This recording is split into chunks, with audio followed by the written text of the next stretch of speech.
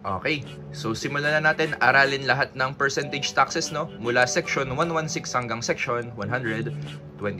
So guys, huwag kayong mag-alala, napakasimple lang ng ating kwento or chismis, no? So after nitong chismis, imposible nang hindi nyo maalala ang mga percentage taxes, no? For sure, memorize nyo na ito. O sige, ganito lang naman. Simple lang naman, no? So ang ex ni Coco ay si Fran, no? So they were lovers pero nag-break up, therefore mag-ex na sila. So ngayon, dahil matagal na ang lumipas, naka-move on na si Coco. Therefore, Coco is over Fran, no? He's over her na.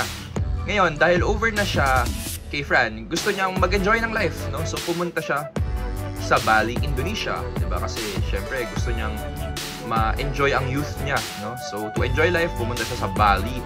Ngayon, ba't siya pupunta ng Bali? Again guys, it's for amusement. Gusto niya mag-enjoy, 'di ba? Gusto niya mag-relax, therefore pumunta siya sa Bali. So guys, what's the lesson here?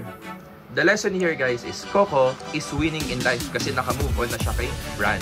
Samantalang si Fran hindi maka-move on, no? Or in short, she is stuck pa rin, no? Kasi hindi pa rin siya maka-move on.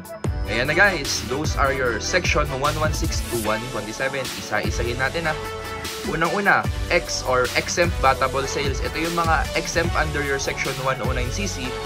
Pero merong percentage tax na either 1% or 3% depende kung kailan binenta yung goods.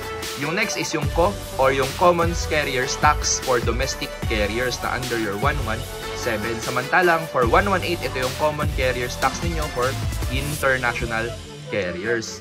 Next naman is yung FRAN or yung Franchise Tax under your section 119. Ito yung sa radio and TV na 3%, gas and water 2%, tapos yung PAGCOR gaming na 5%. Next is yung Overseas Communication Tax na 10%. Tapos yung Bali, BAMUNA is banks and other non-banks. Section 121 for those that are performing quasi-banking functions. Samantalang 122 is for those not performing quasi-banking functions.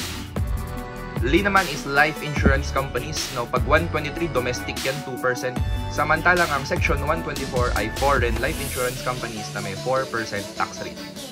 Next is yung amusement taxes natin, 'di ba? Kapag high alay, 30%, kapag clubs, cabaret, cockpits, 18%, kapag basketball, 15%, kapag boxing, 10%. Tapos ang winnings naman is for horse racing na may tax rate na either 10% or 4% depende kung anong ticket ang binili mo. And last is yung stock transaction tax under your section 127.